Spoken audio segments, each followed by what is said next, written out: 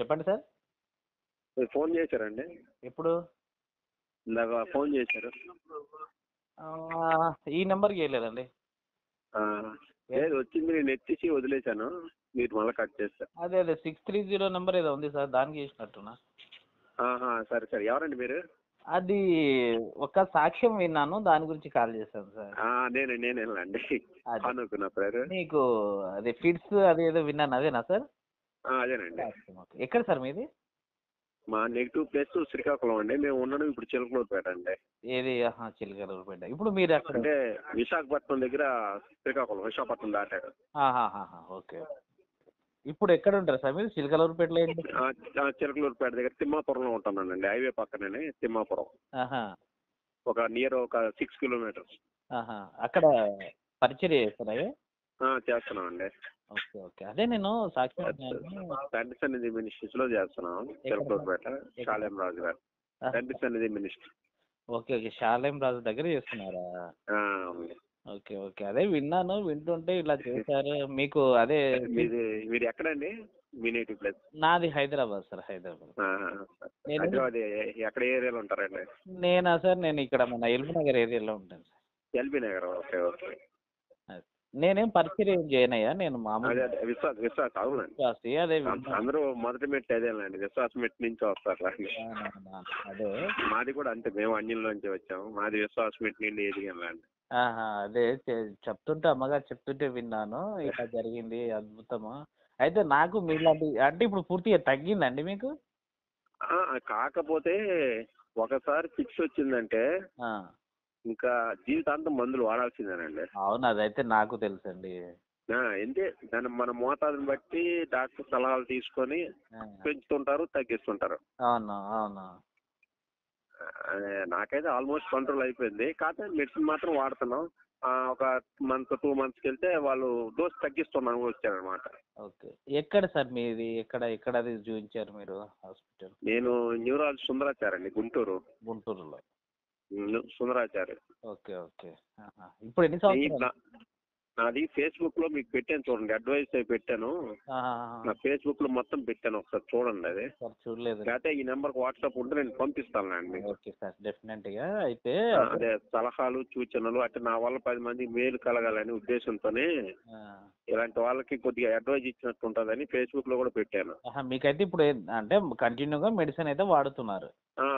మందులు ఫస్ట్ 4 ఇచ్చారు, 4 దల్లా 3 వచ్చింది, 3 దల్లా ఇప్పుడు 2, 1.5కి వచ్చింది.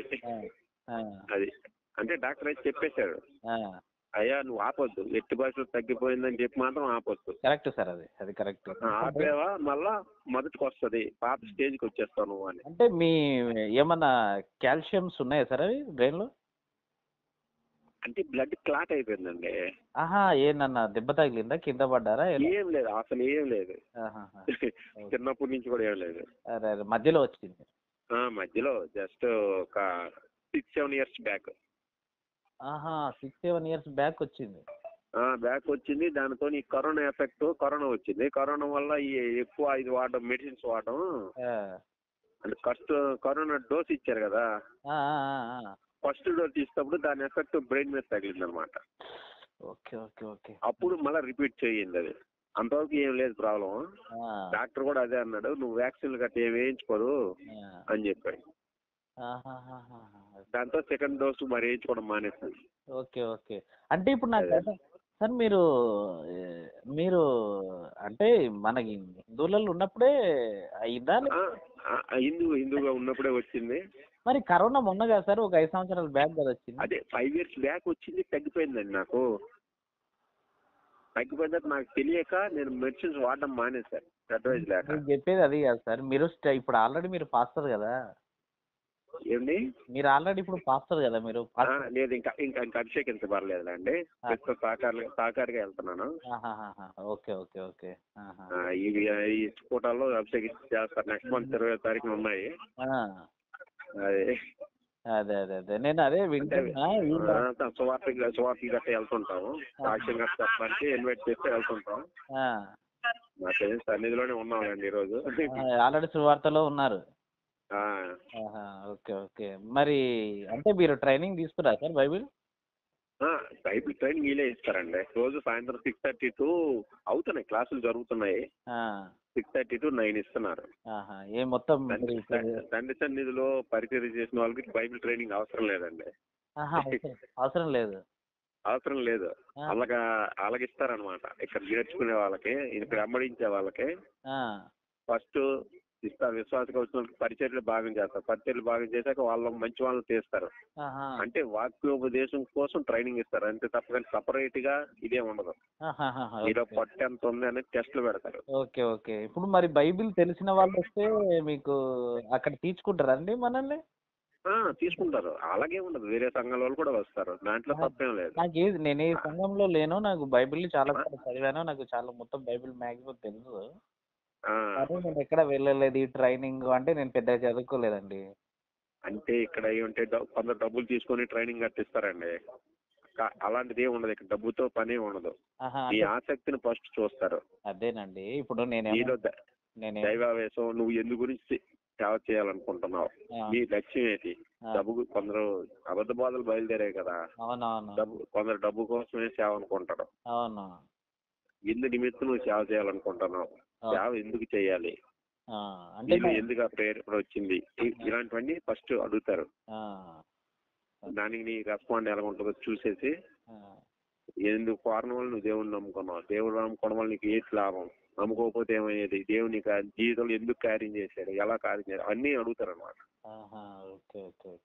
అంతేగాని డబ్బుతో నిమిత్తం అయితే లేదు. మరి మీరేం చెప్పారయ్యా ఇలా అడిగితే? ఏండి మీరేం చెప్పారు? వాళ్ళ కళ్ళెదురుగా జరిగింది, నేను చెప్పడం ఏముందంటే వాళ్ళ కళ్ళెదురుగా జరిగింది. హాస్పిటల్ బెడ్ మీద ఆలే వచ్చి రాత్రి గంట బాప్తిజం ఇచ్చారు. అన్నిటిగా ఉన్నప్పుడు చిలకరింపు బాప్తిజం, తర్వాత దేవుడు స్వస్థపరుస్తాడు అన్నట్టు స్వస్థపరిచాడు. ఏండి చిలకరింపు బాప్తిజం ఏంటి అంటే లేవలేని పరిస్థితిలో ఉన్నప్పుడు ఇస్తారు. అంటే మనిషి లేగలేడు, చావు బతుకుల్లో ఉన్నప్పుడు అడిగి మారు మనసు వచ్చింది అనుకోండి, అది నాకు అర్థం కాదండి. ఇప్పుడు చిలకరింపు బాప్తిజం అంటే నీళ్ళతోని చిలకరించేస్తారు. లోదరన్ సంఘాల్లో అదే ఇస్తారు. అంటే నీళ్ళు మీద తర్వాత మళ్ళీ ముంచి బాప్తిజం తీసుకుంటారు అండి.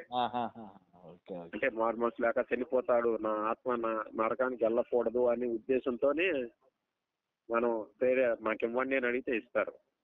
అంటే లేవలేని హాస్పిటల్ బెడ్ మీద అది ఇస్తారు. తర్వాత లెగిసిన తర్వాత మళ్ళీ కంపల్సరీ ముంచుడు బాప్తిజం అనేది తీసుకోవాలి. మళ్ళీ అంటే పూర్తిగా మునిగే బాప్తిజం కూడా తీసుకోవాలి మళ్ళీ. మరి యేసు ప్రభు ముంచుడు బాప్తిజమే కదా తీసుకున్నది. అవును, యేసు ప్రభు కూడా తీసుకున్నాడు. అది వాక్యానుసారమైన బాప్తిజం ముంచుడు బాప్తిజం. అవునవును. అది అదే అదే అదే మీకు బాగానే తెలుసండి బైబిల్. ఇంకా రోజు అదే పని అండి, అధ్యయనం చేయడం అదే. రోజు సెమినార్స్ జరుగుతున్నాయి. నీకు చిన్న టెస్ట్ అండి, చెప్పండి. ఎంతవరకు చదువుకున్నారు మీరు? నేను 10th క్లాసే పాస్ అయ్యాను. దేవుడు సేవ చేయడానికి చదువుతో నిమిత్తం లేదండి. నేను అంతా కూడా చదువుకోలేదు. అరే దేవుడు సేవ చేయడానికి చదువుతో నిమిత్తం లేదు. చదువు రాని వాళ్ళకి కూడా ఆయన చదువు తెప్పించి వాడుకోగలడు. అది కాదు, మనకు విశ్వాసం ఉండాలి. నేను కూడా ఎక్కువ చదువుకోలేదా, నేను 5th క్లాస్ వరకే చదువుకున్నాను. అవసరం లేదు, మనం ఇంజనీరింగ్ లో డిప్లొమాలు ఏం అవసరం లేదు దేవుడు సేవ చేయడానికి. అదే అదే. ఇప్పుడు మరి మమ్మల్ని వచ్చి ఇప్పుడు ఎన్నికి లేని వాళ్ళనే ఆయన వాడుకుంటారు. ఎన్నుకున్న వాళ్ళని ఘనహీనం చేయడానికి ఎన్నికి లేని వాళ్ళనే వాడుకుంటారు. ఎంతమంది వెళ్ళట్లేదు, ఇలాంటి వాళ్ళందరూ వెళ్తున్నారు కదా. ఇప్పుడు అదే గారు మన ఈయన పేరు షాలెం, ఆయన పేరు ఏం పేరు, మన ఇతడు ఎవరు అది ఉన్నాడు కదా డేవిడ్, మన షాలెం సతీష్ కలవరు కదా, షాలెం రావు శిష్యుడయ్యా. ఇప్పుడు ఆయన జాయింట్ యాక్షన్ ప్రెసిడెంట్ ఎవరు చెప్పుకుంటారు చూడు, డానియల్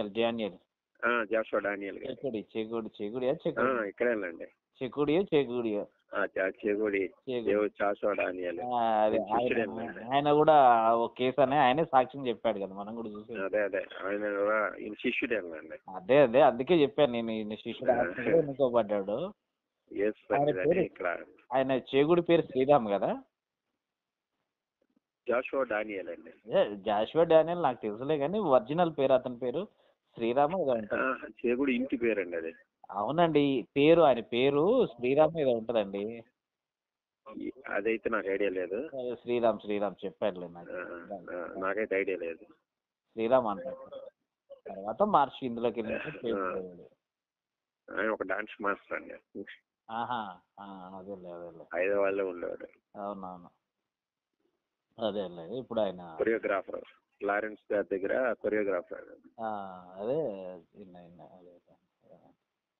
సార్, అదే విన్నాను సార్. నాకు అందుకే డౌట్ వచ్చింది, నేను ఎందుకు మీకు కాల్ చేసింది విషయం ఏంటంటే, చెప్పండి.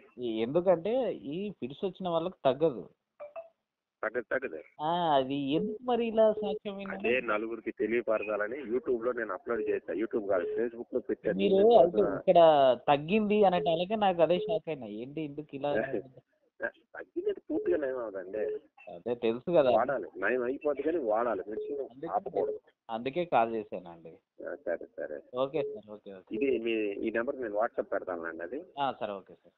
ఓకే అండి, థ్యాంక్ యూ.